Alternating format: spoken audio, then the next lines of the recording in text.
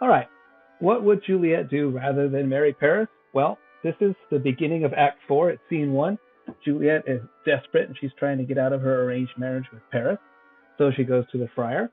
And while we're getting ready to talk about the things she would rather do than marry Paris, here are some very famous Juliets through time.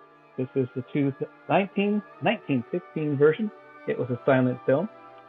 There's 1936. We got 1954. This isn't all of them, folks. This is just some of the major ones. 1961, when it was called West Side Story. 1968. Next would be 96. And then 2011 with Romeo and Juliet. We had a cartoon in 2013. A feature film in 13. A Broadway stage in 14 that became a feature film. Oh, and by the way, don't forget the anime was 2007. And then we had the remake of West Side Story in the year 2020. So, what would Juliet rather do than marry Paris?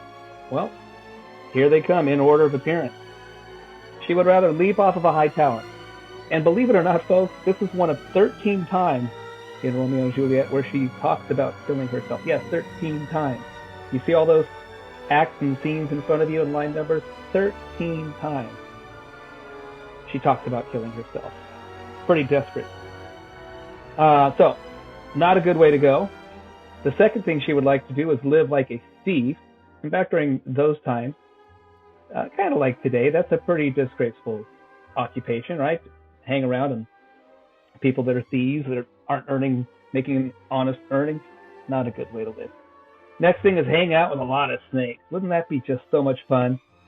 Just wither around with a bunch of snakes. And those look like a bunch of rattlesnakes. They might be eastern diamondbacks. Oh my goodness. I wouldn't want to be anywhere near them.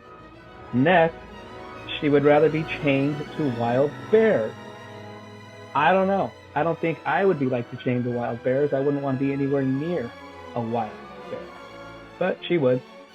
Number 5, spend every night buried in bones and skulls in a mortuary. They called them charnel houses back then, where they would store bones. If they were excavating graves near a church and they didn't know to whom they belonged, they would just store them together like that. That sounds like a really cool place to hang out, doesn't it? And then finally, this deserves to be the last one, to be wrapped with a dead man in his shroud and then placed in his newly dug grave. That is extremely creepy, Juliet. Well, hopefully she won't have to marry Paris.